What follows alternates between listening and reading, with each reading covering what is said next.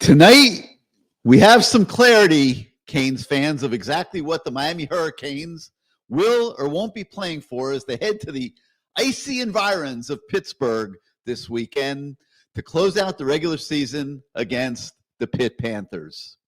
Miami was ranked 12th by the College Football Playoff Committee on Tuesday night, a ranking that just came out of a few moments ago, which is up one spot from last week.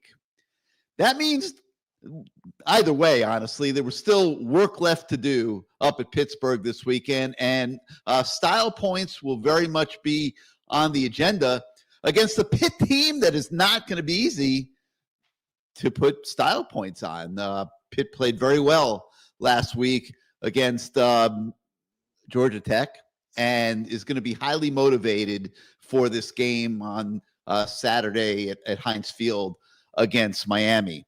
Meanwhile, the Hurricanes are coming off a 34-17 victory at Virginia Tech. There was a mix of good and bad, if we're honest. Virginia Tech did a lot of really good things from their standpoint at the line of scrimmage on both sides of the ball, rushing the football, and also defending the Miami's running game. And the Canes winning by 17 with that late touchdown pass to Malachi Toney. I guess you can't say it wasn't a favorable result because the committee did raise them up one spot tonight. But like I said, Pitt looked really, really, really good against Georgia Tech. This is not going to be an easy game. Temperatures are probably going to be in the 30s on Saturday in Pittsburgh, and the Canes are going to need a lot of mental toughness and I think 4 quarters of offense, which is something that they've struggled to put together this entire season. Hello again, everybody. I'm Gary Ferman, the publisher of CaneSport.com. We welcome you once again to the People's Show, CaneSport Live. As usual, this is your show. It's going to be driven by your participation. Many of our guests tonight have pre-registered with us to be on the show. If you want to come on the show and you have not pre-registered, shoot us an email at canesport@yahoo.com. Let me go ahead and put that up at the bottom of the screen, canesport@yahoo.com. Shoot us an email at that address, and we will send you the link to the studio and work to get you on the show.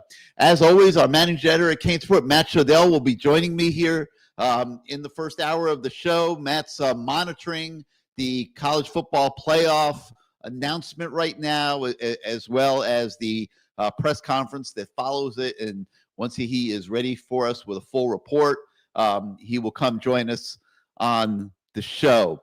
But first, let's get to something that looks like it's going to be pretty damn interesting. I'm watching the Mikester Kane rehearsing in his studio, which means he has written a custom song for tonight's show. And let's go to the Mikester Kane now. Mikester, Gary, can you hear me? Yes, I can hear you loud and clear, Gary. Are you ready? We're ready, man. Give it to us. For a song? All right. We're ready. Here we go. I pledge allegiance. I pledge allegiance. I pledge allegiance to your swag of the Miami Hurricane football team and to the storms in which we will generate. One word, destruction of our opponents once and for all. Here we go. Miami Hurricane football. Miami Hurricane football. It's going to be a victory down the rock with Miami Hurricane football. Once more time, Miami Hurricane football. Yeah, Miami Hurricane football. You know it's big. It's going to be victory down the rock with Miami Hurricane football. Here we go. Sebastian out there on the field. C-A-N-E-S. Go Canes. Get the fans riled up for Miami Hurricane football. Here we go. Miami Hurricane football. Right. Miami Hurricane football. That's right. You got it. It's going to be victory down at the rock. Boom. Miami Hurricane football. Second person running out to the smoke. Here they come. It ain't no joke. Forecast calls. Combine the weather with Miami Hurricane football. One more time. Running through out of the smoke. Here they come. It ain't no joke. The forecast calls violent weather with Miami Hurricane football. Oh, yeah. Miami Hurricane football. That's right. Miami Hurricane football. It's going to be a victory down at the rock with Miami Hurricane football. One more time. Miami Hurricane football. That's right. Miami Hurricane football. It's true. It's going to be a victory down at the rock with Miami Hurricane football. Woo! Yeah. Let's go. Yes, C-A-N-E-S. Go Canes. That was awesome, Mikester Kane. There you go, Gary. How much I got work? blisters on my fingers. Woo. How much work went into that one? What's that? How much work went into writing that song? A lot of work. Yeah. A lot of work. A lot of work. But I did it. I pulled through. And I'll tell you, they got to pull through this Saturday. They got to give it everything they got. They got to throw everything but the kitchen sink in Pittsburgh, because I'll tell you, Pittsburgh's going to come on out, and they're going to come out wailing. So we got to get ready. So they got to be ready. Yeah, I agree with you, man. I think Pittsburgh is highly, but listen, Miami's highly motivated too. I mean, it's, the committee moved them up into striking distance tonight. Yeah. Now they're right there. BYU is probably going to lose to Texas Tech in 2 weeks, and that'll drop them below Miami. I mean, it's right there for them to get into this thing, and they gotta want it, Gary. They gotta want it. Business at Pittsburgh. They gotta want it, Gary. They gotta want it. Offensively, I'm talking coaches all the way down. They gotta want it. Trick plays, open up the playbook. Like I said, just throw everything but the kitchen sink at them. At Pittsburgh. What did you think of the Virginia Tech game? Well, it wasn't a blowout, but it was kind of a blowout. It was sort of a blowout. I mean, 34 to 17. That was the same score as the 2001 national championship. That was the same score. So exactly the same score, 34-17 over Nebraska. Yeah. Huh. You have a great recall. Well, of course I do. Yeah, of course I do. Yep. Yeah. So, if they could beat Pittsburgh by the same score, maybe even better, that would be great. That would make a statement. They kind of need a statement win. This is it. They got to really push it. They got to really just go. Keep their foot on the gas and don't let up, especially on offense. I mean, defensively, I think they're doing okay. How are we doing as far as injuries go? Injuries are great. They're getting healthier than ever. It's what's his name? Daniels. Is he back in? Is he ready to go? Is he full go? Supposed to be ready to. I believe everyone else is ready to go for this weekend. So that's just in the nick of time. So we got all the starters are back and ready to go. That's what matters, because we're going to need it. We're going to need it. So, All right, Mikester. Well, listen, if they win in Pittsburgh up there in the cold environs, I'm expecting a new song next Tuesday night. All right, don't press your luck, but hey, I'll write another song. I'll see what I can do. It might not be right away, but I'll see what I can do. What did you think of it, Gary? Did you like it? I mean, it's rocking, I thought it was great. I wonder how everybody else is going to think. We'll all the other fans. I'm sure we'll get some reviews as the night goes forward. Oh yeah, I'm anxious to kind of see that. But hey, Kane, shout out to you, my man. If you're around, I don't know. He was around. He must have had to go back to work for a few minutes. He'll be here. Okay. He'll be back. Yeah. All right, Gary. Right. Well, listen, let me let you go so that other people can get on the show. I know they're anxious to, and probably anxious to say, Hey, that Mikester Kane boy, he really got us off on a strong foot. Let's keep did. it going. You absolutely did. So thank you. All right, bud. All right, Take Mike. care. All right. In the meantime, while the Mikester was entertaining us with his musical genius there, we had an invader from Utah come on the show, and he said that the garbage time TD on 4th down against Virginia Tech will be viewed as a strike against Miami in the eyes of the committee. Utah Jim, I guess you were wrong, buddy. And a few moments later,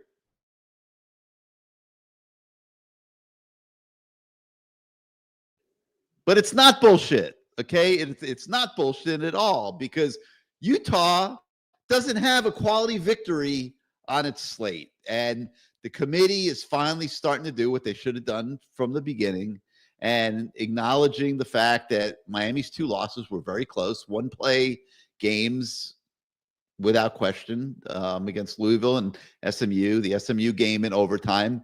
I'm sure that the ACC is pushing hard behind the scenes for Miami, quite honestly. And nobody will discuss that, and nor should they. But the ACC knows that their officials were absolutely horrific up there in Dallas a few weeks ago. And there were several game-shaping calls that went against Miami in that game, or calls that were not made that should have been made, including on the interception in overtime, which should have been defensive holding at worst, which would have given Miami a 1st and goal instead of an interception. And, we'll assume that Miami would have scored a touchdown there, and that game could have gone totally different. Now, instead of knowing that they're pretty much beat, the Miami defense would have been fighting its what's off to preserve a lead in overtime. And that game absolutely could have played out totally differently. And the people in the ACC office, they know this. And that wasn't the only problem in that game. So I'm guessing that the ACC is pushing very, very hard behind the scenes to get Miami in as an at-large second team, because there should be a conviction that Miami deserves to be in the top 12 this year. Utah did not. So I'm sure they're upset that they dropped below Miami in the ranking, and are very likely, as long as Miami doesn't mess up on Saturday in Pittsburgh, which is not a given at all. I mean, that is not likely to be an easy game. But Utah would probably be the first out or second out, depending on how the rankings go. Vanderbilt is beneath Miami now. That was also a very significant thing, because that means that they're not sitting there in a hurry to proclaim 6 SEC teams to be playoff teams, and nor should they. The teams directly ahead of Miami, BYU, is likely to lose the championship game to Texas Tech. Okay, if BYU were to upset Texas Tech and nobody else loses, that's going to complicate things for the Hurricanes. But that's something that'll evolve over the next couple weeks. But Alabama is another one that's a little interesting. Just because they lost to Florida State. But they got a game against Auburn this week. We'll see what happens. But is getting benefit of the doubt because they have 4 top 25 victories, which I believe is the most in college football. And even though they took the loss to Florida State, when you have 4 victories in the top 25, you kind of deserve to get the benefit of the doubt there. J.R. Barr here is saying that the committee is full of shit. Any excuse to ignore the head-to-head matchup in favor of Notre Dame in the SEC. Look, Notre Dame put 70 points up on the board against Syracuse. Okay, like that is a style point. I mean, we're all homers, okay? We all want to see Miami make the college football playoff, get the benefit of the doubt. But you have to sometimes acknowledge that the other guys have done something good. And Notre Dame answered the bell and put 70 points up, and they're sitting at number 9 in the ranking. They're going to make the playoff. Okay, Notre Dame is making the playoff. Okay, so it's never going to get to most likely never going to get to where the committee is weighing Miami Notre Dame unless it's for a seeding. Okay. And that would determine who you play. But I don't see Notre Dame getting bumped out of this playoff. You know, they've played pretty darn well here for a couple months, and you know, probably deserve to be in there, quite frankly. You got to hope Miami and Notre Dame are both in the playoff. Live Boy 11 says thinks the Canes get in as long as they beat Pitt. I agree. I agree. Now, G Nice is pointing out that no one on the committee is saying Syracuse played a walk-on against Notre Dame, but not against Miami. Doesn't matter, man. They put up 70 points on the Syracuse defense. You know, that's a statement. It's a statement. It's a style point. Give them credit. They responded. Miami gets a chance to respond on Saturday. They had a chance to respond last Saturday. I thought they responded, but because Virginia Tech was so good at the line of scrimmage, they were not able to put an exclamation point on the victory. And not that it really would have mattered that much, because I'm not sure. Maybe the committee would have put them ahead of BYU this week, but they're not under pressure to do that because that's going to work itself out because BYU plays Texas Tech. And even though championship games aren't supposed to hurt you, I think that's a first-round playoff game for BYU. Let's be honest. I don't think a 3-loss BYU is going to stay ahead of Miami after losing to Texas Tech. So, you know, we'll see what happens there. A bunch of people commenting on the Mikester Kane's opening music set. Shodell will be here shortly, David. He's just monitoring the college football playoff press conference to see what they say about the Canes. All right, let's go out to let's shake it up a little bit. I know Greg's waiting, but I can't put Greg on until Matt's here. Sebastian's holding up signs. Let's go to him. Go ahead. One game, one victory, college football berth, all work out in the end. Can't argue with that, Sebastian. Yeah, that's all they have to do. You know, all this shenanigans, all this additional conversation and talk. My family's laughing at me. You know, this is my hobby. Oh, your parents are watching your TV appearance here? Oh no, there they go. Where is she? Hi, Mom. Hey, he is one. He could have had a career in television. Let me take my AirPods. You want to take my AirPods? That's fine. Keep going. Yeah, they're just lagging on me. But no, we just got to win. You know, I don't think we need to focus on anything else. We just need to win. Don't make the game any bigger than what it is. I just hope we don't beat ourselves. Beating ourselves is personal foul, penalties, you know, that jawing back and forth. I saw a lot of that when they were playing against Virginia Tech. That's just like being baited. You know what I mean? We're just going to take you off your game. Trust. You seem a little nervous, Sebastian. You seem a little nervous. You're nervous. You're choking. You're usually so eloquent and relaxed, and you're choking in front of your mom. No, because now they're just ragging on me. But no, it's a game within a game. Just play within yourself. Just play with composure. Just go out there. Just treat it like a business trip. I love the team's mentality. It's just one game. It's one game, and that's going to. What do you think of the Va Tech game?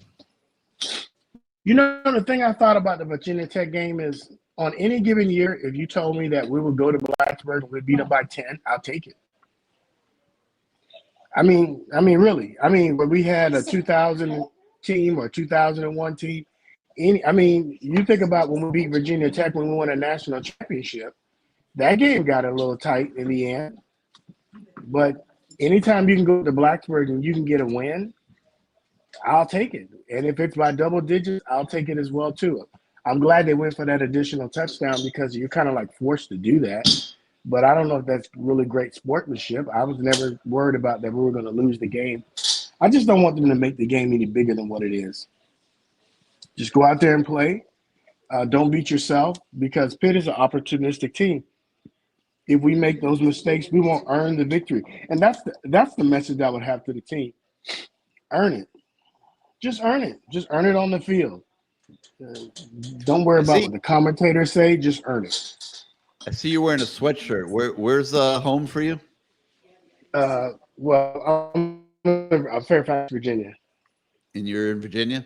So it's going to be a little cold up there in Pittsburgh this weekend. I think I'm going to have to pack some thermals, man. It's going to be pretty chilly. I didn't see the latest weather report, but the last one I saw yesterday said it was going to be like 20, could be as low as like in the 20s at night up there in Pittsburgh, and then certainly in the 30s during the game. What do you think? It'll be 40 degrees. I mean, it rained today. I mean, they're going to have to play late season cold weather football, and I always worry about mental toughness. This game I think it's going to be won through the ears, not so much, 3 yards out of dust. They're talking about a high of 37 on Saturday at Pittsburgh. Unfortunately, it's in the 50s right now. Too bad we couldn't have gotten that draw. I know. I'm concerned about Jacoby Thomas. I mean, I don't know how bad his injury was. Mario really never. I don't trust his injury report. He's supposed to be okay. He's going to play. Yep, that's what we've been hearing. And I think we're going to have C.J. Daniels. I don't know if we're going to need him, but just to have that senior leadership that's on the field, that's what I want to see. I want to see the upperclassmen really earn this victory, because we're playing with a lot of young kids and a lot is on the line. And we're going to need, the leadership from Carson Beck. We're going to need some composure to be able to do it. And I think we'll be fine.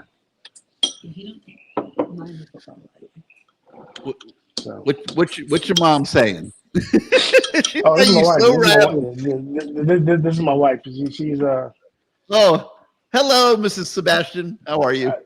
Let me take my AirPods thank out. you for loaning him to us every Tuesday night. Okay, I'm gonna take my AirPods out because can you hear me now, Gary? This is such a show today. We had the Mikester Kane give us a little mini concert. Now we're getting to meet your family. It's Thanksgiving week, man. Why not? She can tell you how I'm really obsessed over these last 12 weekends. These 12 weekends. Gosh. 12 weekends out of the year. You can't live with them on Saturdays, huh? No, I don't even try. What are you making for Thanksgiving? We're doing a little bit of everything. So fried turkey, ham, stuffing. Yeah, we do a fried turkey instead of a roasted turkey. That fried turkey. I've always been scared to fry a turkey. I admit it. Like I'm not a wimp by any stretch of the imagination. It's not for the week. It's not for the week. You got to be ready. I'm a little scared to get into the fried turkey business. Yep, got to be ready. But it sounds like you got a good feast brewing there. Oh yeah, I'm excited. All right. Well, we thank you for loaning him to us on Tuesday nights. He's a great part of our show. He's a little nervous. He's nervous tonight with you watching him. I know. He usually goes up to his office. I don't know why he decided he wanted to sit at the kitchen table today. He is not usually this uptight. Well, I think he's uptight about the upcoming game, actually. How about you? Are you a big fan? No, I'm not. I support Miami, but I went to East Carolina. So ECU. So I of course give him a hard time about the ECU win in what was it, 2099? We're supposed to only think about good things on this show. So I give him a hard time about that. That was the night our son was born. Yeah. So. Oh wow. Yeah. So that's I went to ECU. That's my team, really, if I'm going to have a college team. But, we're never having conversations about them. So I'm more of an NFL fan. Gary, are you worried about Saturday's game at all? 100%. Yeah, it's gonna be 33 degrees at kickoff. Pitt's been playing decent football. The only thing that I look at is when Notre Dame was significantly better than them. And if Miami is truly at the Notre Dame level or better, then Miami has to show that they're significantly better on Saturday, 30-degree weather or not. And, I think the coaches are going to have to have a very good game plan, a game plan of the level of what they had against Notre Dame. I think they're going to have to be prepared to play 4 quarters of offense this week and, do a little bit better than what they've been doing on that side of the ball. I mean, we've been good for like two and a half quarters the entire season, and that's not going to be good enough as the degree of difficulty keeps getting elevated here at Pitt potentially on Saturday. And then if they do get in the playoff, I mean, you got to play complete football games. And so, I'm not in the camp that a lot of people are in. Oh my God, Shannon Dawson, he's got to be fired. I mean, a lot of our fans are very angry about Shannon Dawson. I happen to think Shannon Dawson, 75% of the time is doing pretty damn well. But they only scored 20 and 21 points in the 2 games they lost, and he's got to take ownership of that. And when they play these teams, they got to get in the mid-30s, and it can't be on the last play of the game like it was last week either. I like you look at last week's game. I thought he had a great game plan. We looked phenomenal on offense the entire first half, but then we just kind of got stuck in the mud in the second half. We had only had a few possessions. It was an 8-possession game, which is very low. But a penalty killed them in one possession, and that bad snap where Brockmeyer snapped the ball and Beck wasn't looking killed the other drive. So that's not, you can't really blame that on Shannon Dawson, but he needs to come with an A-level game plan this weekend, I believe. I don't want to take up too much time, but here's what I saw in the game. There were a couple plays where we just kind of beat ourselves. We get a personal foul on a kickoff after we score a touchdown. They go down and score a field goal. We stop them on a 4th and 1, but they call a face mask on us. I mean, to be good on 4th down and to stop them on a 4th and 1 is pretty good. But, those penalties just kind of get to us. Here's what I'm close, it was close. I'm not sure it was really a face mask.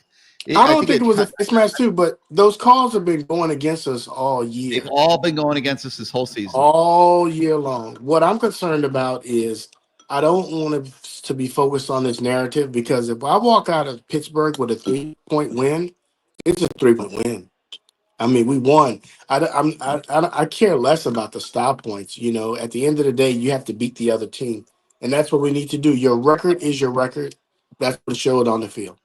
The style points are real, though. I mean, let's be honest. I mean, if one of these other teams, performs the way Notre Dame performed last week, and Miami slogs around in Pittsburgh, that's not good. You can't leave it to question at this point in the season. You just can't. And they need to go up there. They're touchdown favorites. And they need to go up there and win the game and look good doing it and look like a playoff team. Like, this is, let's look at it this way. This is the first week of the playoffs. That's the way I look at it. That's the way I look at it. The way I would look at Miami, I would say, don't worry for anyone else to acknowledge that you're in the college football playoffs. This is our playoff game. This is what a championship team does. This is what a championship team does. I hope you have a good trip coming up here. I hope you don't run into any travel. I think it's going to be a sold out stadium. I'm not going to be at the game. No, I'm not going to be at the game. No. All right. Well, hopefully we'll have a pretty good crowd up there. I think we will. Okay. Well, my wife is saying maybe we should go. So tell your wife thank you. We all love meeting her, and tell her for taking. Thank her for taking. It's Thanksgiving, so let's thank her for taking such good care of you. All right, I appreciate it. Thanks, Gary. We'll see you next week. All right, Sebastian. All right, let's see here. Omer Wilson says Matt is right. He's talking about an argument we had on Good Morning CaneSport. The ACC is not a good conference, and here's the thing: like, okay, it's not the SEC. I don't think anybody would say the ACC is as good as the SEC, but you don't get a lot of free passes in this conference. And there's an incredible amount of parity. And as good as we like to think that we are as the Miami Hurricanes, this is still a program that does not have an extraordinary amount of elite talent. And, you know, I'm going to give you an example here because I did some research this week and talked to some different people about this subject. And, you know, I'm looking at the NFL draft projections of the top players on the team. And, you know, you look at let's start with the juniors. Okay. Mark Fletcher, Markel Bell, Moten, who else was Mark Fletcher. These guys they need to come back. Like they're not considered high draft picks right now. Okay. Ruben Bain, I mean, he was getting nothing but flowers the first part of the season, but I mean, let's be honest, and I know it's a delicate subject because it's Ruben Bain, but the second half of the season has not been spectacular. I mean, there was a marked difference the way he played the first half of the season up to the Florida State game and how he has played since. And he has 3 sacks this season. Okay. Now remember, I know teams get rid of the ball fast and there's not a lot of opportunities to sack the quarterback. Mesidor, I think, has 7. Okay. That's more than double. So there's the opportunity to get more than 3. Let's be fair. So he's had a good season. I mean, people, you know, he still might be a first-round draft pick, but he was elite. Okay, and I know I don't use that word a lot. He was elite at the beginning of the season, and he has not been elite the last 3, 4, 5 weeks. And I don't know how that's going to impact him when the NFL gets down to the nitty gritty, and a lot will probably depend on his workouts and such. But that's Ruben Bain. Okay, Maui Noah is almost definitely going to be a first-round draft pick. He's been consistently good the whole year, but this offensive line has not been dominant as run blockers. And I know Eddie Mack on our CaneSport message boards is probably throwing a parade up and down his block now that I said that, but they really haven't. And, I don't think that we're sitting here saying, oh my God, Maui Noah is a one-off and he's been dominant, but nobody else has. I mean, I think we're all in agreement that Brockmeyer has probably been the weak link, but he's the center. And we spent most of the season arguing about too many runs up the A and B gaps, which is the center. So he can't be that terrible. But, my point is, as great as they have been in pass blocking, they haven't been that great in run blocking. And, I'm looking at, Brockemeyer is probably going to be a free agent. Inez Cooper, I think, is looking at a late round pick, maybe 5th round, something like that. He'll get a shot, but he's not going to be a high draft pick. We already talked about Markel Bell. He has to come back. The left guards, aren't anywhere of any significant status. So the point I'm making is that, and then, I can go on and on, Wesley Basains is probably looking at about a 5th round pick. Carson Beck is probably looking at somewhere around the 4th round pick. So we don't have an enormous number of elite football players. Mesidor is probably looking at 2nd round, 3rd round, somewhere in there. He's a tweener, he doesn't have prototypical NFL defensive end size, as great of a season as he has played. So the point I'm getting at is, and I know this ruffles feathers because I've been saying this for years, but it's been true for years. We still do not have an enormous amount of elite talent in this program. A guy like a Michael Irvin, back in the day when they had those moments where they were in trouble up at Doak Campbell Stadium in Tallahassee, made those big plays and got us out of there with a victory, and we'd go on to win national championships. an Ed Reed making that play at Boston College when the Canes were in a little bit of trouble at Boston College. So the point I'm making is that this is a very good team. The program is in a very good place, but not a ton of elite talent. And when you don't have a lot of elite talent, you are going to have those 5 or 6 games during the course of the season that are going to be coin flip games. You're going to win some, you're going to lose some. And this is what we've seen this year. We got caught a couple times playing not quite our best. At SMU, some very poor officiating calls contributed to it. And we're sitting here at the end of the season and probably are not going to get into the ACC championship game.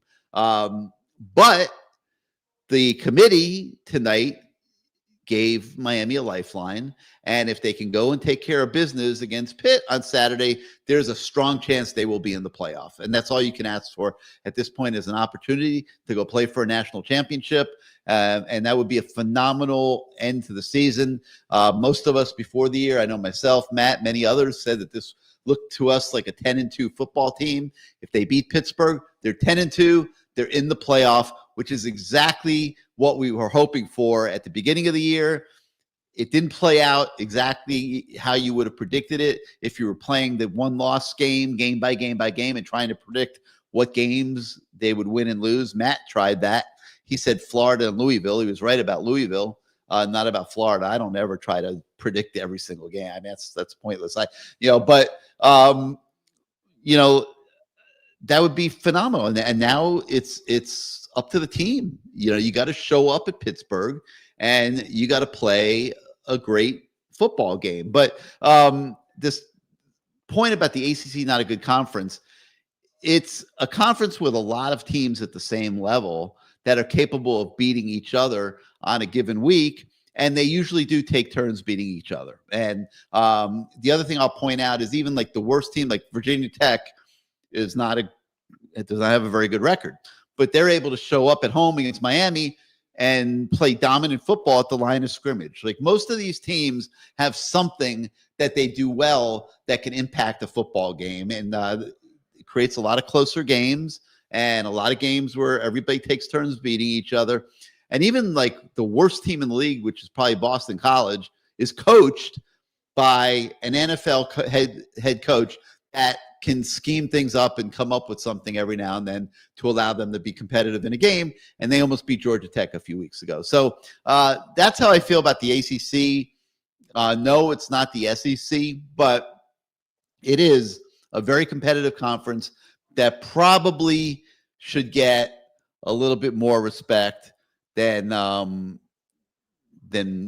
what it does. All right, we're still waiting for Matt Shodell to come back from the playoff committee press conference. He's been sending me some stuff here. Let's see.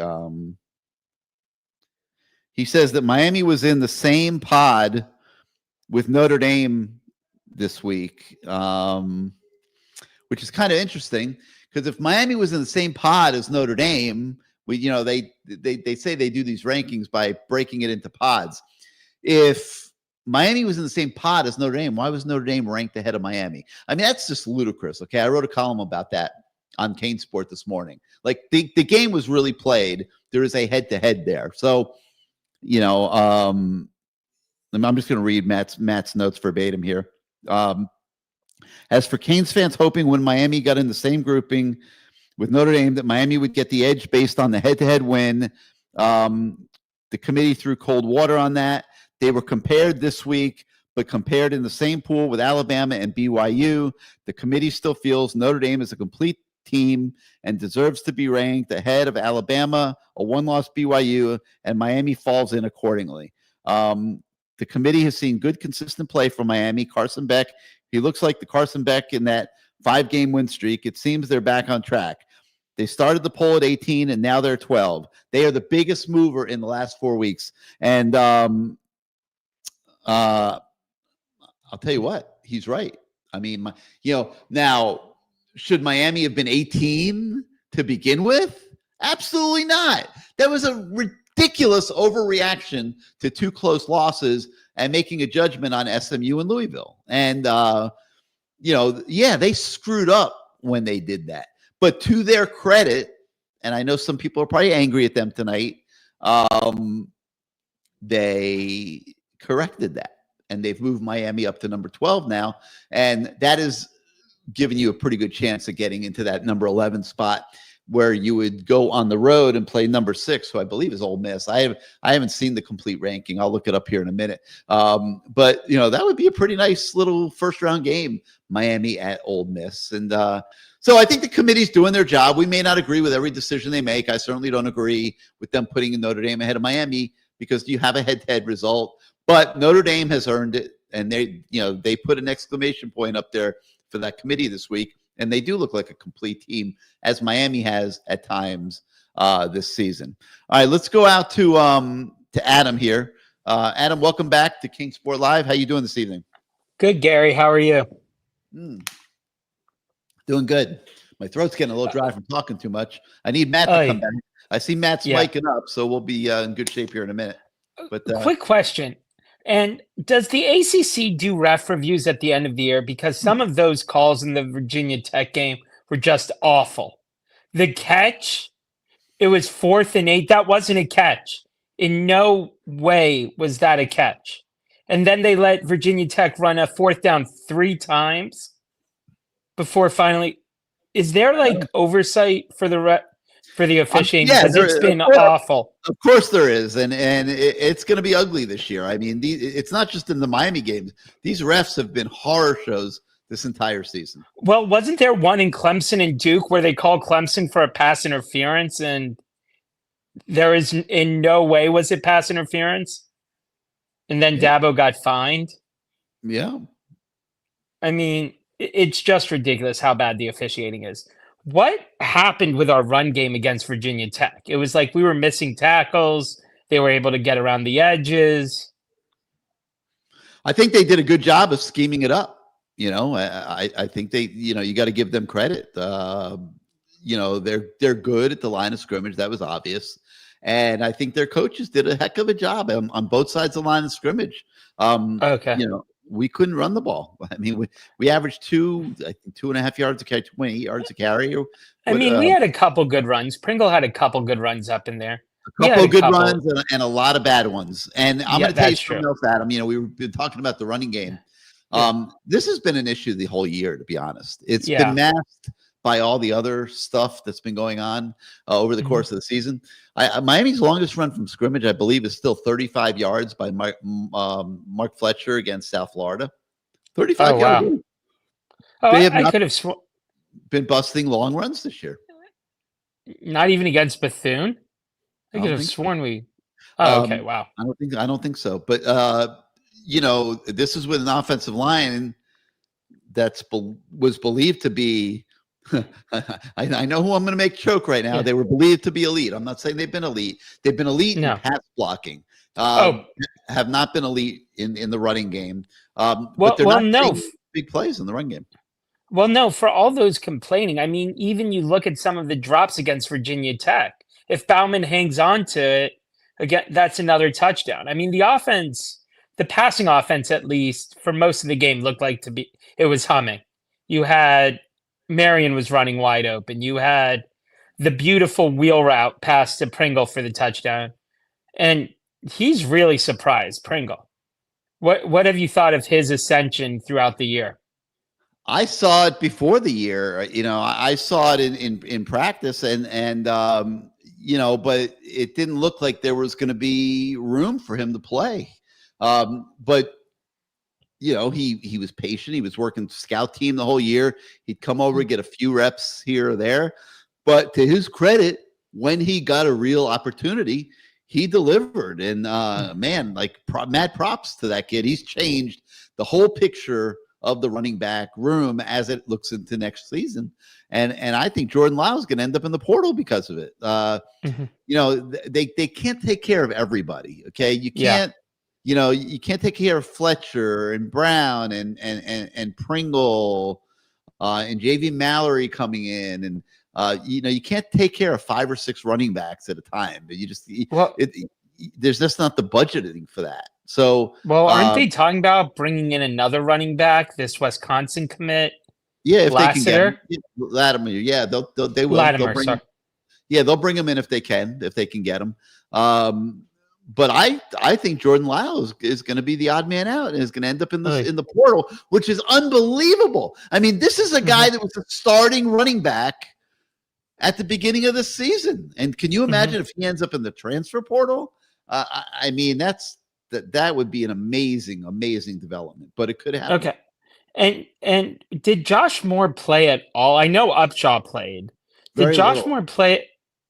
Very little. It's I'd have to I know Trader played because he had a big 4th down catch or 3rd and long catch at the end of the game when he did the nice little stop and go, and then he did the nice stiff arm. But did they play a lot, or was it mostly Marion? I'm looking up the reps right now. Give me about 5 seconds here, and I'll have it on my screen. Because I know Marion and Tony were the 2 main ones. Yeah, JoJo Trader got 22 reps. Okay. Joshua Moore got 9 reps in the game. And he's one of the surprises for me, like he's another one. Like watching him in practice, I mean, you're thinking, man, this kid's like looks a lot like very Andre Johnson-esque. But he just has not been able to put it all together like JoJo, very similar, once the season began. And but people forget Andre Johnson, and again, this is a different era. He didn't really burst on the scene till his sophomore year, because I think his freshman year he was behind Wayne and Moss and King and Daryl Jones. So maybe it's the same of him not bursting onto the scene till later on. Not every freshman is going to be ready to play as a freshman. Yeah, but, exactly. Josh Moore has a lot of ability, and so does JoJo Trader. And I hope they stay with it. I hope they don't panic and go run to the portal or anything stupid like that. I hope they stay with it and can pull it together. And you said Jacoby Thomas is going to play. It was just like a stinger. Yeah, I think with his shoulder. Yeah, we've been told he's going to be fine. Okay. And all week, like on different shows, again, this was like PFF and On3. Everybody talks about the weather. Why? Is it just because we're Miami going to Pitt? It's going to be freaking Or cold, is the weather, do you think, a real thing? It's a real thing. When you take a team like Miami that's been practicing an 80, 85, 90 degree for the last 6 months, and now they got to go and layer up, because they're gonna have to layer up some. Yeah. I mean, so there'll be some of these kids that'll try to tough it out. I'm trying to remember who it was. The last time we went to Pittsburgh that went out in the pregame and was whipped his shirt off and was just saying, this cold doesn't bother me, but 33 degrees is cold. Yeah. Okay. And they a lot of these guys are gonna have to layer up, and that's gonna feel different. They're not gonna be as probably as flexible or whatever as they normally would be. And, your hands are freezing. You got to try to keep your hands warm. Carson Beck said it actually helps the grip of the ball. I don't know about that, but they're going to have to keep they're going to have, with their hands in their pockets a lot and try to stay as warm as possible. Okay. And a couple other things. One, people fail to realize that if Alabama loses, even against in the SEC title game, they still have 3 losses. And would the committee put in a 3-loss Alabama team? I don't think so.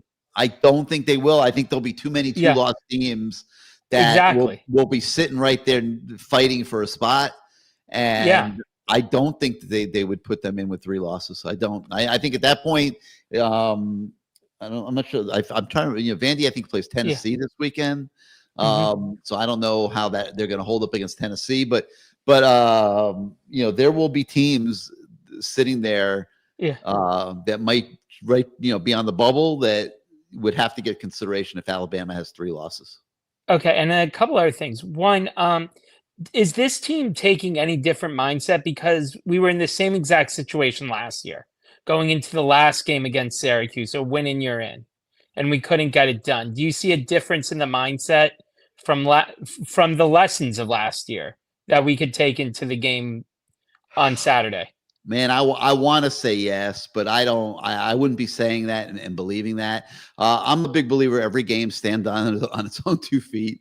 Okay. I've said that many times, and I really believe that. I don't think that what happened at Syracuse has anything to do with what's going to happen at Pittsburgh on Saturday.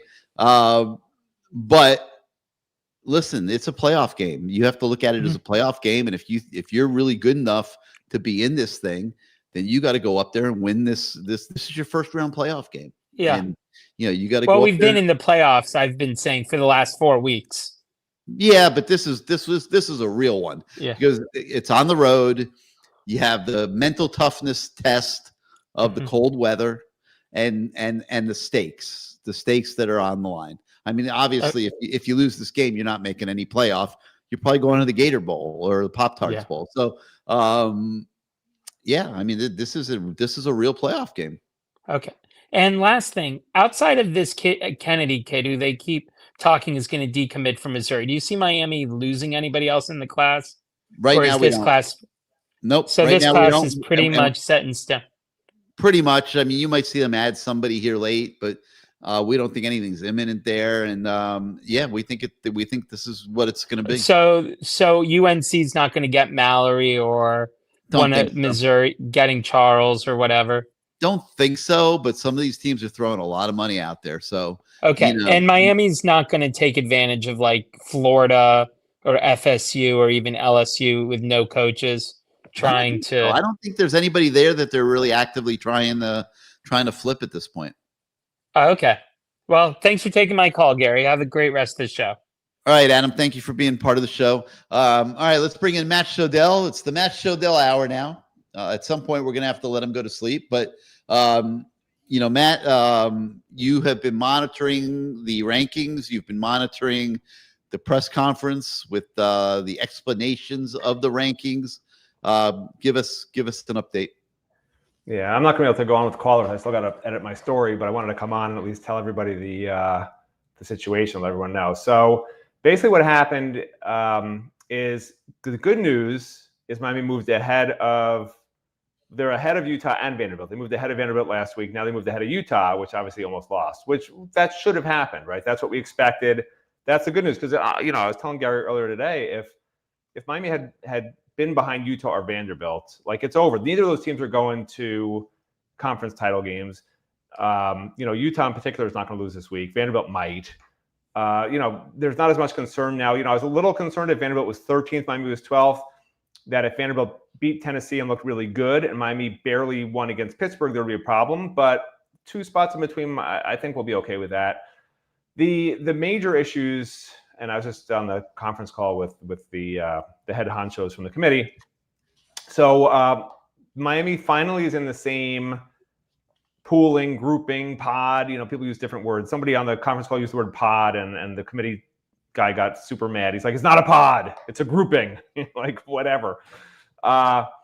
But Miami and Notre Dame were finally in the same grouping. They were in a group of 4. It was Notre Dame, Alabama, BYU, and Miami, and they were deciding how to rank those 4 teams, looking at all 4 of them, because that's what they do. They take 4 teams or 3 teams at a time, and they say, where should we rank these 4 teams against each other? And they decided out of those 4, Miami was the worst, right? Notre Dame was the best out of those 4. That's what they decided. And they were asked about it several different ways. And the way that this the committee chairman, Hunter Yurachek, described it, and the reason for it is he pointed to Miami being inconsistent in the middle of the season and Carson Beck struggling, and that then he starts praising Miami. I on the message board I posted something a few minutes ago about how it's sort of like you take your son and say, good job, son, and you punish him, right? They were trying to make it, trying to say such nice things about Miami. Carson Beck, 80% over the last 3 weeks. He's been amazing. He's back to his form of the first 5 weeks. He's great. But they're the worst team in the pod. They're going to be the last team out, or the last team in, or the first team out. That's where Miami is going to be right now. They need someone to lose, and I'll break that down in a second for you. But basically, what happened is they just feel like Notre Dame's a playoff team. Like they said it over and over again. We feel Notre Dame's a playoff team. We've watched their film. They lost by 3 points to Miami. They lost by 1 point in their other loss to Texas A&M. They are a playoff team, Notre Dame. So Notre Dame will not be getting replaced by Miami. Okay, that fantasy that Gary Ferman had is over. I knew they weren't going to do it. Well, I talked about that earlier, though. That's fair. You know what, Matt? It's fair. It's now not it's fair. Okay, I said they weren't going to do it. Wait, I think time out. It's not fair that they're ahead of Miami. It's fair that they're a playoff team, and I think they're both going to be playoff teams. But and then when it comes down to seeding, I don't personally see how you could put Notre Dame ahead of Miami, but they will. Quantify why you think they're both going to be playoff teams. Well, because I think BYU is going to lose, and somebody else could lose too. BYU loses, it doesn't matter. That's the problem, right? BYU, I don't expect BYU to be in the playoffs ahead of Miami unless BYU wins its conference title game. But they need more than that. Like, that's not even enough. Well, that puts them at number 11. So what's that? That puts them at 11. Yeah, they need to be 10th or 9th. Like 11th, you're not in the playoffs. You're the first team out at 11, right? Because there's an ACC champion and a Group of 5 champion. 11, okay, fans don't understand this either. You have to be in the top 10 if you're Miami because they take 5 conference champions, okay?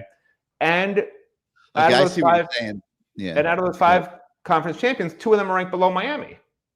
Okay, so they take 12 teams total. So if you're 10th, then those 2 teams ranked below you are 11th and 12th, right? But if you're ranked 11th, you're out because those 2 teams are going to be in by rule, right? Whether it's whoever, Virginia or whoever it's going to be, SMU or whatever it is, that's in the conference title game that wins that conference title game for the ACC is going to be in, or it'll be 2 Group of 5 champions that are in. But you have to be in the top 10, like period. You have to be in the top 10. 11th doesn't make it, which is the problem, right? So you need Alabama probably to lose this week. The other problem with Alabama, right? Fans are like, oh, well, Alabama's going to lose in the SEC title game, and they might. But the committee showed last year they don't move down teams that lose in conference title games, right? And they don't like to punish teams that are in conference title games. And you understand why, right? Because it's a punishment to be in those games otherwise. Now, they will move you down if you play badly. They will move you down if you don't have a perceived good team. So I could see BYU certainly moving below Miami when Texas Tech beats them. I think that's almost certain to happen. But now if Alabama loses a close SEC title game, do they move from 10 where they are now below Miami at 12? That's what I don't know. That's the big question, right? So they need Alabama to lose. They need Oklahoma to lose or Ole Miss. They were asked a couple of times about Ole Miss and Lane Kiffin. Well, and this is crazy, right? Remember Florida State? The committee said Florida State's not going to be in the playoffs because their quarterback isn't playing. They were asked if Lane Kiffin doesn't coach, that's in your purview, right? That's one of their rules. If a coach or a player aren't around, you can consider that, right? If Lane Kiffin's not coaching this team in the playoffs, will you consider that? And what'd he say? His answer, I'm not even kidding, was we don't have a data point for that, so we can't really consider it. And he's asked, well, what does that mean you don't have a data point? He says, well, we'll never have seen it. We won't have seen them play without the coach, so we don't know what it looks like. With obviously the backdrop being, well, you didn't see FSU. Well, actually, did FSU play without its quarterback? Maybe they did. And no, did they play in the conference title game without their quarterback? I'm trying to remember now. Maybe they did. I can't remember when he got hurt. But anyway, so they're already making excuses for why Ole Miss can be in with no coach. So Oregon loses. I don't think they move below Miami. So you really need, and Notre Dame isn't going to lose to Stanford. So you need Oklahoma or Alabama to probably lose this week. Maybe Alabama loses the conference title game, but now you also have this other wild card, right? They were asked about Michigan. Michigan moved up, I think 3 spots, I believe, to number 15. Miami's number 12. Michigan plays the number 1 team in the country. They're an underdog by 10.5 points. Beat Ohio State. If they beat Ohio State, they're underdogs by 10.5 points. If they beat Ohio State, are they now a playoff team? That the dude wouldn't answer it. He wouldn't answer whether that moves them ahead of Miami and ahead of Alabama to be in the playoffs, right? But would Michigan move ahead of Miami with 2 losses and just beat Ohio State? I think they would. I don't see how they would not be able to do that, and how they would not do that. I mean, they'd have such an outcry. How is a 2-loss team that's playing so well at the end of the year and just beat the number 1 team in the country, how are they not in the playoffs when you have other 2-loss teams in the playoffs, right? So that would be a major question mark. Not as worried about Texas, really. I know they played number 3 Texas A&M, but they're 16th. I don't know that beating the number 3 team is going to move them ahead of Miami because Miami's playing a Pitt team that's ranked now, right? So I don't think that's a problem. So it's really down to Michigan has to lose. Miami has to look decent. BYU will wait till the conference title game. If they win that, Miami has to be 9th instead of 10th. That would be a disaster. And then Alabama probably has to lose, or Oklahoma has to lose. Like, that's what has to happen. It's down to that, essentially. The other teams aren't going to fall enough. And this is also interesting. They were asked, and the executive director addressed this one, Rich Clark. Not the same guy who used to do the New Year's show. That guy, I think, is deceased. Not Dick Clark, Rich Clark. He was asked about this margin of victory thing, and they always said they don't want teams to feel like they have to blow out opponents for style points, right? So he was asked, why are teams feeling they need to do this? What is the actual rule? What are you guys actually looking at? And what he claims is they look at the entirety of the game, they go over all the film of all the games, and then he said with their strength of schedule metric, margin of victory is taken into account up to 24 points. So I don't understand, because they do look at margin of victory over the entire season also, like, so that all adds up, you know. It's like they are so political and sort of beat around the bush type of people. You know, somebody asked how far up, I'm trying to remember who it was, Texas Tech. They were asked, is Texas Tech at number 5? Would you say, this was what they were asked, would you say they're closer to the top 4 or like the bottom 5, right, being 5th? Like, where do they sort of, you know, are they like right in that group for the top 5? Or are they really more like a 6, 7, 8? Like, there's a big gap, right? That's what they were asked. He says, well, they're close to 4 and they're close to 6. What? That was his answer. Dude, this guy is a horrible spokesman for the committee. Terrible. And you know why? Because they have no explanations they have such a problem trying to rank teams that are in different conferences, playing different opponents that all have 2 losses. So just say it. Just say it's an impossible task. We're doing the best we can. You know, we don't know. I don't know if they're closer to the top 4 or 6. We didn't really look at that. We're just throwing darts against the wall and trying not to have Miami fans, you know, sort of whatever, berate us. So, all right, well, let me get back. Let me go finish up this story. But no, we still need you. No, this is more important. Oh, Wait a for minute. what? Because we got to clear all this stuff up. We got a lot of people want to hear what you have to say. You have to edit this and add some stuff in. So let me ask you a question. So they rank Oklahoma number 8 with 2 losses. Yeah. Okay. Yeah. I don't understand that. Like, is there clarity on who is going to be the team that's going to play Texas A&M in the SEC title game? I think Alabama is in the SEC title game, isn't it? Oh, well, that's what I was thinking. So if Alabama loses to Texas A&M, you know, maybe they go with 4 teams from the SEC, and that allows Miami. This is what I literally just talked about this. I said I don't know if they're going to fall enough. You know, they don't want to punish. If they lose the SEC title game, they have to drop them out. They can't. You're still not listening. I said it earlier. They clearly have stated they don't want to punish teams that lose in conference title games just because they were in the games. Now, if they lose badly, look at what they did to SMU last year, right? They let them in anyway. It was a joke. But with Alabama, if they play terribly and they lose by enough points, yeah, they'll drop. If they lose a last-minute game to the number 3 team in the country, they're not planning on drop at all. They don't do that, right? So a lot of it's going to be how they look. This committee's big on looking at film. How does the team look? And they want to use that as their data point, right? So, yeah, if Alabama looks terrible or suffers a big injury in that game, yeah, Miami will move up. But if it's a close game, comes down to the final minutes against the number 3 team in the country, they're not going to punish them and drop them 2 spots. Like, that's just not what they do, unfortunately. Pittsburgh Pantheros saying Alabama does play Auburn this week, and that's a big game. Pittsburgh Pantheros saying don't count your chickens just yet. Thank you, Pitt fan, for infiltrating our show here. But he's not wrong, Matt. It's obvious from this that style points this weekend in a very tough situation for Miami, going into that cold weather, playing a Pitt team that's coming off a big win. Style points are going to be a big deal. Well, you need to look good on film. Style points, I don't know if you're referring to you have to beat them by 30. That's clearly not what they're saying you need to do. They say they look at the film and they want you to look, you know, especially Miami's offense. They have a lot of question marks about Miami's offense. Miami's offense has to look good. They already know the defense is good. If the offense struggles and it's a 10-7 game or a 13-10 game, that's going to be a problem for Miami. It sounds like they really want to see Carson Beck do well against a decent defense. All right, Greg's been waiting all night for his Matt Shodell moment. So here he is. Welcome back to CaneSport Live, Greg. Hello, Gregory. How are you? Okay. Matt, I want to ask you something. If SMU wins, okay, and Virginia and Duke wins and Virginia loses, that'll leave 5 teams with 2 losses for the second spot.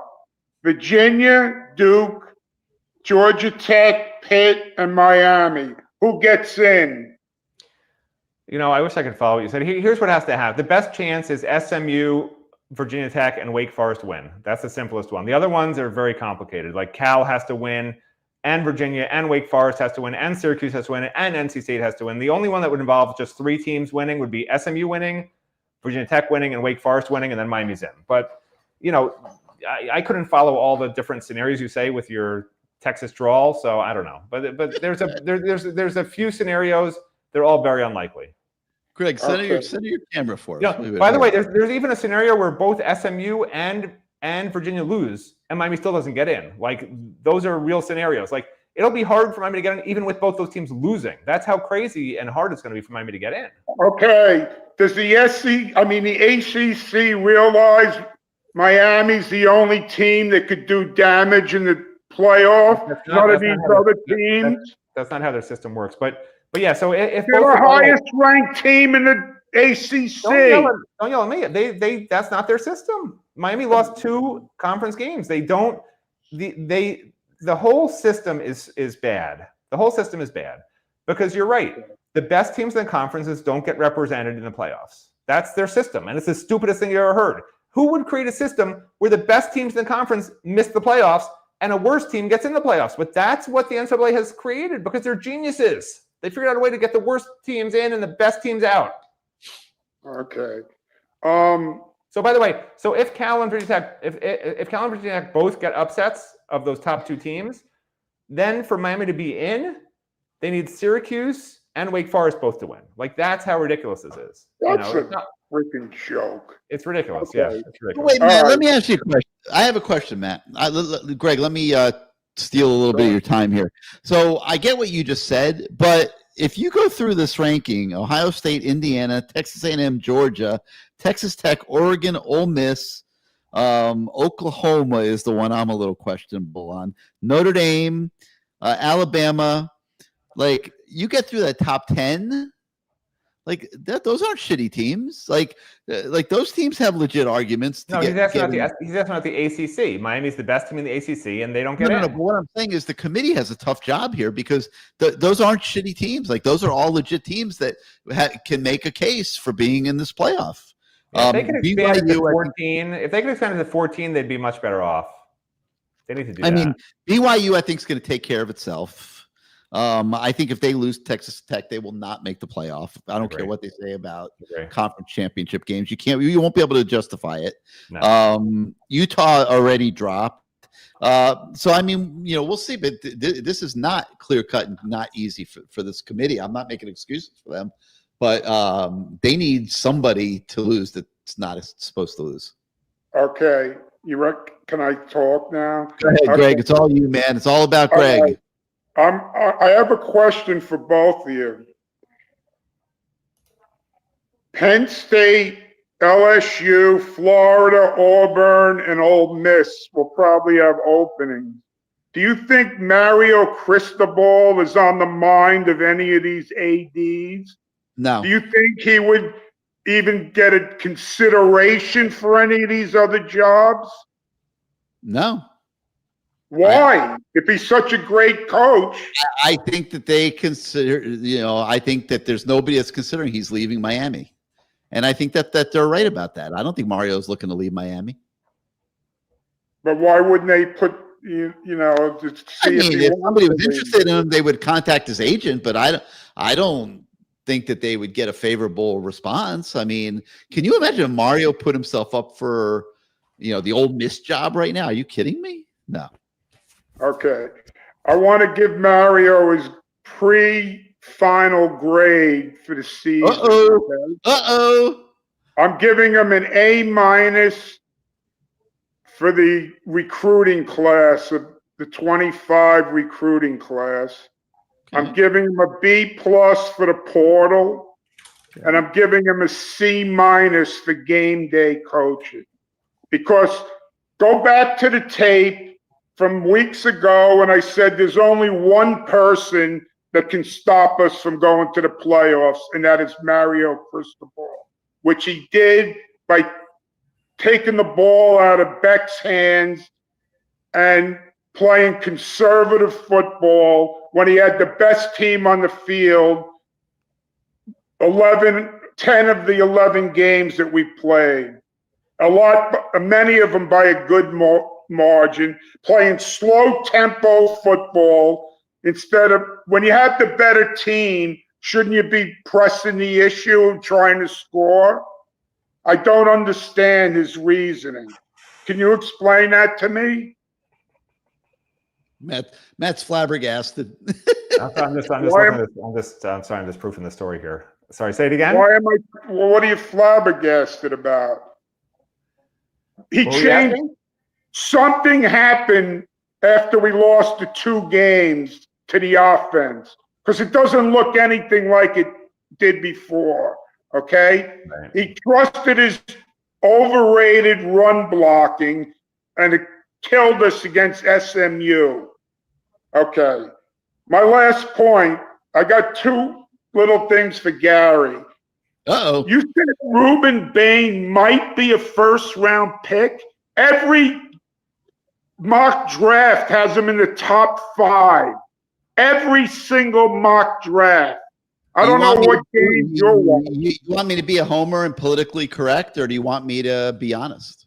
And I don't think Ruben's had a great second half of the season. I really don't. Like I think he was one of the best players in college football the first half of the season. You don't think they ship him? The lingering image for me, the lingering image for me, okay, and let's remember, Virginia Tech put up almost 200 yards rushing on the Miami D line this week. But the lingering image for me is Ruben sitting on the bench up at Doak Campbell Stadium in Tallahassee at the end of the Florida State game. They asked him to play 75 reps in that game. He was thoroughly exhausted, and I personally, and I understand it's controversial what I'm saying, but I'm not going to sit here and be scared to give an opinion. I mean, I don't think he's been the same player the second half of the season. Now, is that going to impact his draft stock when they start ranking? I mean, he wasn't nominated for any of the awards at the college football awards when they came out today. The finalists for all the defensive line awards, it's the Outland Trophy and stuff. He's not one of the finalists for that. There's other good players around the country, Greg. And you know, and when they go to the draft, that those top 32 picks or whatever aren't all going to be defensive linemen. So I don't know where he's going to end up in the pecking order among defensive linemen. I'm just saying I don't believe he has had as good a second half of the season as he has had a first. And when they get into the workouts and such that they'll have and pro day and the private workouts and stuff, he's going to be under the microscope, I believe. And you know, he could obviously very well go in the top 15 picks. I don't think it's a guarantee, and I'm just giving an honest opinion. I don't feel that way. You're entitled to your opinion. And I'm not, you know, to me, it is, like I said, he wasn't nominated for the Outland Trophy. Or, you know, I mean, the other guys are being put ahead of him. All right. But before you made a list of players, you know, going to the draft this year, I think you left one guy out. How about Keontae Scott? That guy is awesome. He played great this year. He and Thomas are both probably going to be somewhere in the neighborhood of the 4th round. Somewhere, you know, these things can change. But right now, based on, you know, what I've heard and my research and everything, I would say somewhere around the 4th round, both those guys, which is not terrible for DBs. They're, you know, they've had very good seasons. Oh, okay. By the way, I'm watching the ACC games, and on most of them, they have, when the ref goes over to the camera and he's talking to the guys in Charlotte, how come they didn't have that in the Virginia Tech the other day? That's a good question. I was thinking the same thing. I don't know. And when they had Mario called the timeout, and they reviewed it, and then they ran the play, and then they said they stopped the play and said review. What was that crap? How did they get away with this stuff? Don't know. Know. And by the way, if they didn't call that face mask on Cam Pruitt, we were on our way to a blowout victory. Okay, I agree. It was 20 to. So, all right, I don't want to hear any excuses about the cold. Okay. Mental toughness, Greg. They got to have Greg Harlem mental toughness this week. Yeah. Okay. I played football and when I was in my 30s in the snow. I don't want to hear any shit. These guys are making money. They're getting paid a lot of money. Let's see them show up. Led by Mario. Okay. See you later. Have a good week. Hey, thanks for coming on the show. All right, Matt. We're gonna let you shoot here in a second, but just pull it all together. Closing thoughts as Miami goes to Pittsburgh. Yeah, look, I think this was a good rankings week for Miami. The worst case scenario would have been they're behind Utah or Vanderbilt. So this is the best we could have expected. They have a chance. We knew it wasn't going to be easy, right? Now we just have to hope there's an upset.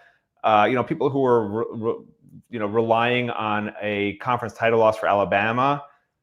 Again, I'm just not sure what's going to happen. I think this is the week it has to happen. Like I don't know what the committee does with an Alabama loss to Georgia or something in the SEC title game, and Alabama could also win that game, by the way. So I think this is the week we need something, Auburn to beat Alabama or at least play them real tight. Notre Dame's not going to lose to Stanford, obviously, but maybe, Oklahoma has a little hiccup maybe against LSU. Like, we don't know. Those are probably the games. And then Ole Miss is a wild card just because of their coaching situation, right? If they play very poorly against Mississippi State, then all bets are off. So, this is the week. Like, I know fans think there's 2 weeks left for Miami to move up. To me, there's 1 week because BYU could win its conference title game. There's too much other stuff that can happen. We need to eliminate some of these teams. Michigan has to lose to Ohio State. We need to get some clarity. And if we're 11th going to the conference title games, I'm not optimistic. I want to be 10th. I want to be 10th.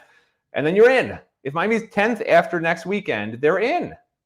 They're in. So, well, I take it back. They're not in if BYU wins its conference title game. But they'll at least be in really good shape to be in, because I don't think BYU is going to beat Texas Tech. So that's the key. We got to be, next week we have to be 10th, right? If we're 11th next week, I'm going to say maybe a 30% chance that they get in. So yeah, we got to move a couple of spots. We got to have some upsets this week. And we got to look good against Pitt. Got to look good.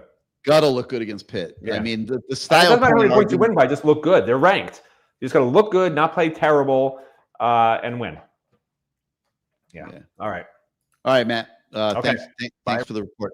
All right. So, if anybody else wants to get on tonight, now's the time to pop into the lobby. I'm going to touch on some of these subjects here that are in the chat. That are some pretty good points here. JR Barr says that style points matter when you do not have a head-to-head matchup. G-Man, I get it, but I think that we are maybe disrespecting a little bit how good Notre Dame has played ever since the Texas A&M loss. And I know they haven't played anybody great, but Miami hasn't played, no one's looking at Louisville and SMU as great. We're biased. Let's be honest. We are biased. And, Notre Dame has, as they said tonight, proven that it is a playoff team. And so they haven't, even though they at least they said that they're in the same grouping, which was, that was a positive step forward. The stunning thing to me, and I agree with you, JR, was that they finally put them in the same grouping, and then they made Notre Dame number 1 in that 4-team grouping and Miami number 4. That kind of goes a little bit against what they've been saying.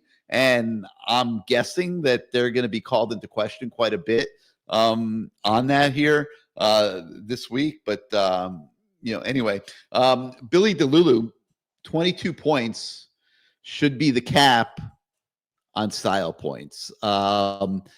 Billy, I wish you were on the show right now so I can ask you the question because I don't really understand why you think 22 points should be the cap on style points. Notre Dame scored 70 this week. Miami scored in the 30s and they moved up. To me, the line is in the third. I think you got to be in the 30s. If you want to be a top 10 team and you want to be a playoff team and you want to contend for conference championships and you want to contend for the national championship by making the college football playoff, I think you have to score in the 30s. And I don't think that's unreasonable. I mean, they're trying to identify the top teams in the country. And, you might have the greatest defense in the world and be able to get by, only scoring in the 20s. Miami certainly did it against Notre Dame. They came just short against SMU and Louisville. But if you want to be impressive, I think, you have to consistently be in the 30s. Blue Green Street says the chair called out Carson Beck for playing well. He's got to keep playing well. For whatever reason, and I don't have an explanation for this, but Carson Beck is being put under the microscope. And, he's the quarterback for Miami, but I wouldn't say that Carson Beck should be the focal point of this team. I think the defense should be the focal point of this team. I think that being able to run the ball and throw the ball equally well over the course of the season should be a focal point for this team. I'm not sure that Carson Beck should be the focal point that they're making him. So it's really interesting watching this play out. Mr. Mezu, that SMU loss was big. Miami should have taken that game a lot more seriously, let the OC coach at his best. Mezu, I don't think that taking the game seriously was an issue. I felt that they were not ready to play against Louisville. Okay, that's the one that I didn't feel they took seriously enough, and that they didn't show up ready to play that game. And I remember, seeing it in the pregame warmups, and I went upstairs and I said to Matt, I said, man, there wasn't a lot of excitement there. There was no spark there. I don't understand. These guys do not look ready to play this game to me. This is the God honest truth. This was before the game even started. And they just, they were missing it that night. I don't think they were missing it against SMU. I just think everything added up. The officiating was really a big deal in that game. And Rhett Lashley, God, give him credit. He did a good job. When JoJo Trader dropped that ball and it gets intercepted, giving SMU the ball in Miami territory, Rhett Lashley had a play ready to go in his back pocket for that situation. They scored on the very next play. And that's what SMU did a really good job of. They had a handful. They couldn't match up with Miami. Let's be honest. Those two teams could play 10 times. Miami's winning 8 out of 10. There's no doubt in my mind. But Rhett Lashley knew, and his whole game plan was predicated on the idea that if he could keep that game close and be within one score, he never wanted to let Miami get more than one score ahead. He wanted to be in the game in the fourth quarter. He felt if he could do that he could find a way to win the game. And, lo and behold, man, they got all the breaks, they got all the officiating calls, and, overtime, Miami, JoJo Trader gets tackled in the end zone. It doesn't get called. Beck forces the ball. It gets intercepted. And then SMU goes and scores and wins. I mean, that was a razor-tight football game. But it was a case of Rhett Lashley having a really good plan for that game and having it work. I mean, you have to sometimes, like I've been saying, you have to give people credit when credit is due. Why are media pundits and the committee ignoring the tiebreakers? I mean, I think there's still games to be played. I don't think they have to be consumed with tiebreakers until the very end. they're not at the final ranking yet. CFP tiebreaker rules clarify that margin of victory is not to be a factor in evaluations of common opponents. Why are people still talking about eye test and style points? Because it's a beauty pageant now. Rules, fine. Guidelines, fine. They're throwing them out. Okay? They put Miami and Notre Dame in the same grouping today, and they threw out their protocols. Okay? They ranked Notre Dame 1, Miami 4 in that grouping. You can't make, you're not going to make sense of it. I mean, these are arbitrary judgment calls that they are making. And it is what it is. I mean, there's nothing anybody can do about it. We can bitch and moan, whatever. These people are deciding who's in the playoff. And there's going to be teams in this mix that are not happy because there's more teams in the mix than are going to get in. I mean, and it is what it is. Cromek says Ruben Bain needs to make a statement on Saturday. Yeah, we talked about that a few minutes ago. Totally agree. I mean, he's got to step up. I mean, he hasn't been the same the last several weeks. And God, I mean, I know it ruffles feathers to say that, but it's the God honest truth. Time to show up and prove you belong without question. Same deal, man. Eye test. It matters. Style points, they matter. Whether like it, not like it, think it's wrong, thinks it goes against the protocol. It is going to be a factor here, most likely in the final rankings. We talked about this early in the show. Parity is an admission that the Canes are not elite. I agree with that. And there was parity at the top of the ACC this year. And I believe it goes back to not having enough elite players. When you don't have elite players, they're going to make the difference in those close games. It brings you back to the pack. And you're going to be in those 4 or 5 life or death battles every single season, as we have been in going back 15 years, or more here at Miami under multiple head coaches. Okay. We have always been in these types of ACC seasons.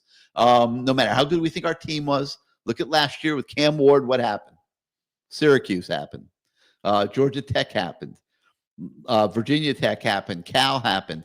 We had more life or death games last year with the best offense in the country and Cam Ward than we've had this year. This happens every single season. Miami has to continue.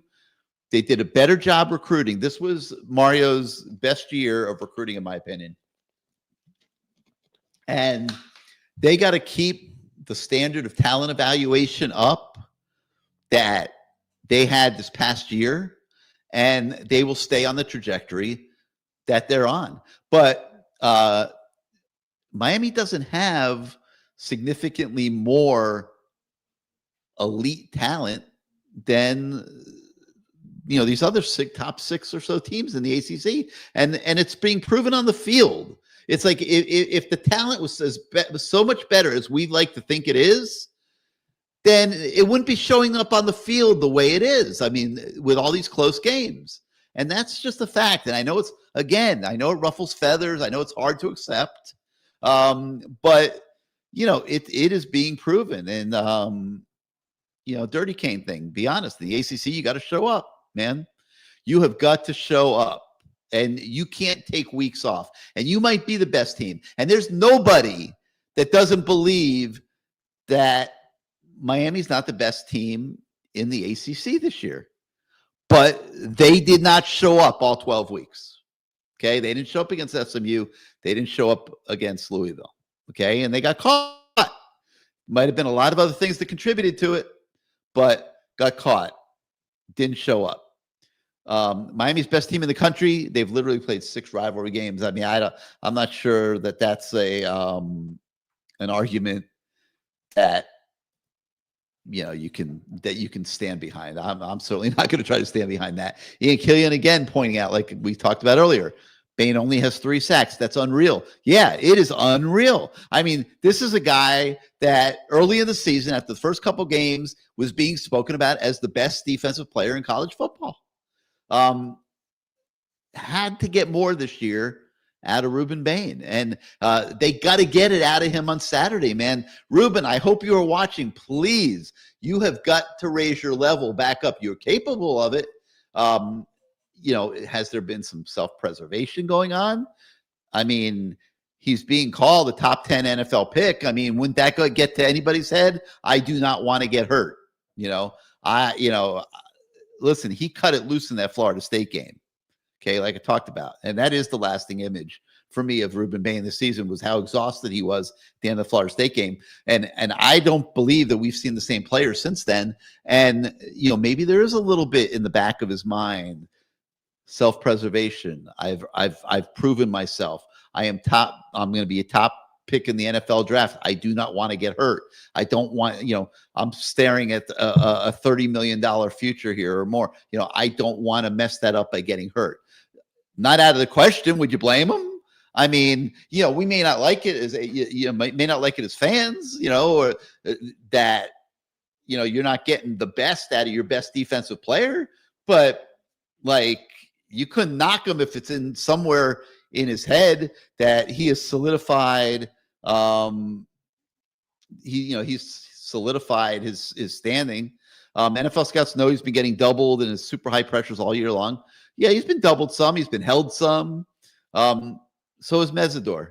Okay, Mesidor's got 7 sacks. Mesidor's had an unbelievable season. I would argue that Mesidor's had a better season than Ruben Bain. Now, Sean Andrews is saying projected 19th to 21st. The problem that Mesidor has is he's a little bit of a tweener. Okay. And they get into heavy measurables after, his tape is going to be phenomenal. They're going to love his tape.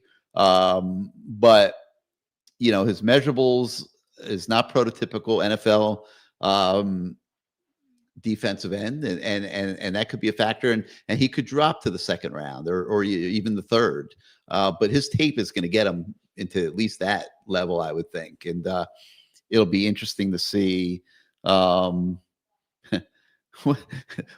happens there. I'm just laughing.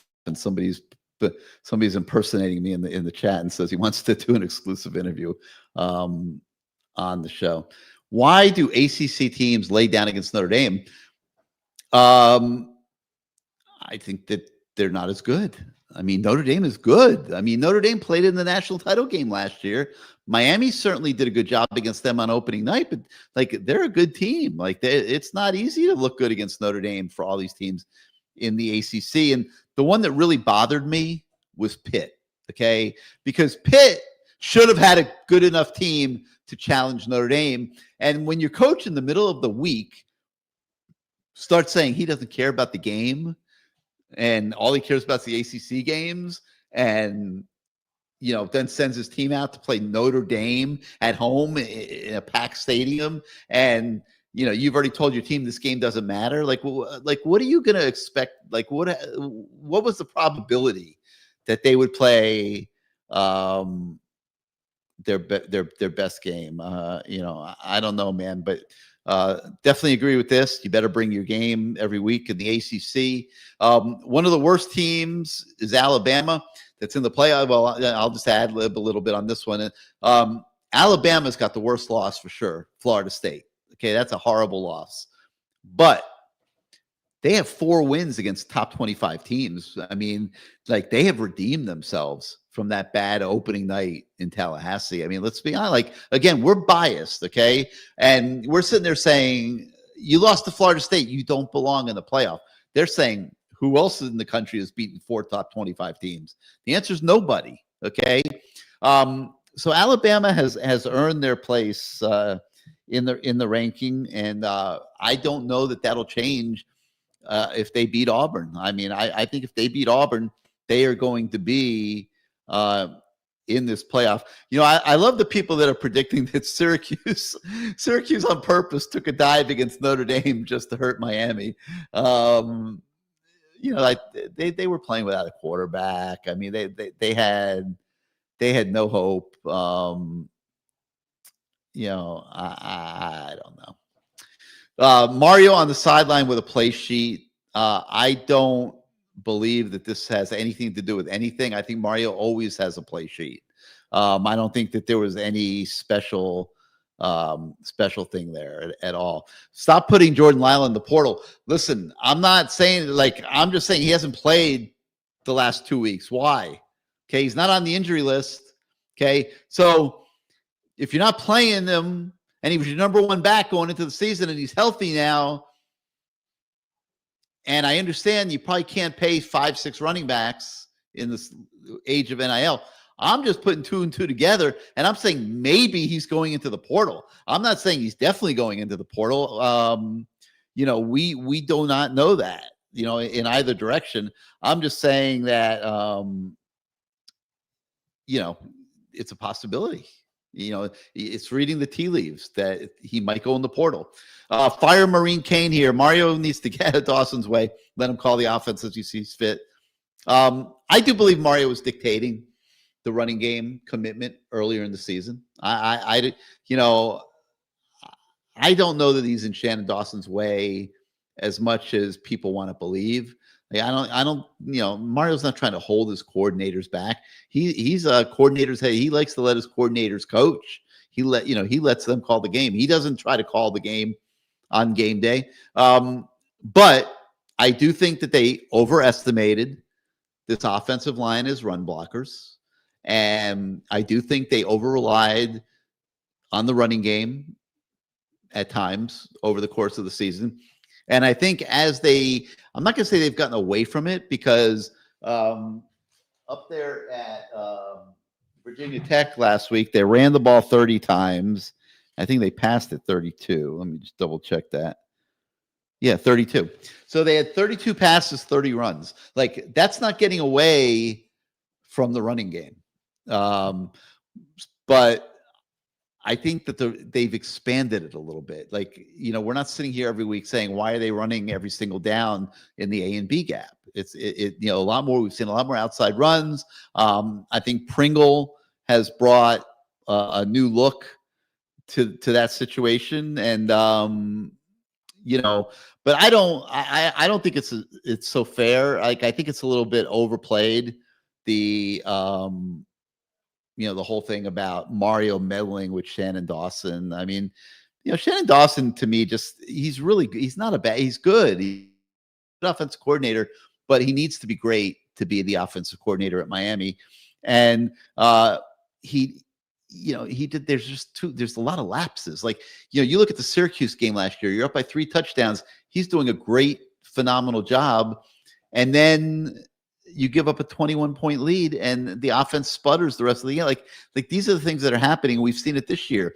How do you get into a fourth quarter in Tallahassee and get outgained 177-15, outscored 19-0? How does that happen? And these are things that we're seeing kind of as a pattern, which suggests that there's something wrong being done.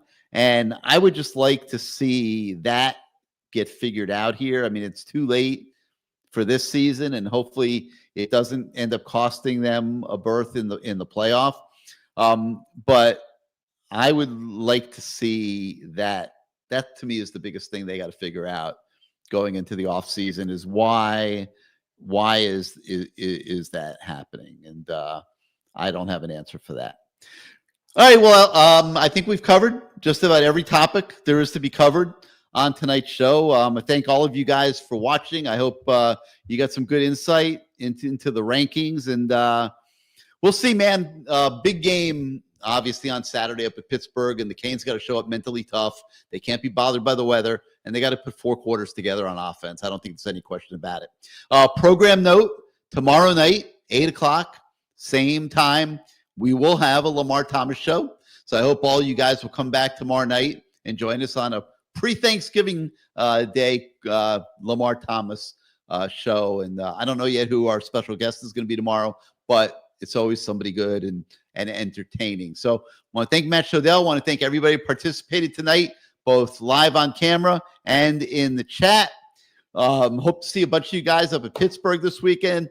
Just make sure you dress warm, man. We'll be a little chilled up there, but should be a lot of fun. So for everyone, thanks for being part of the show tonight. We'll see you next time, everybody.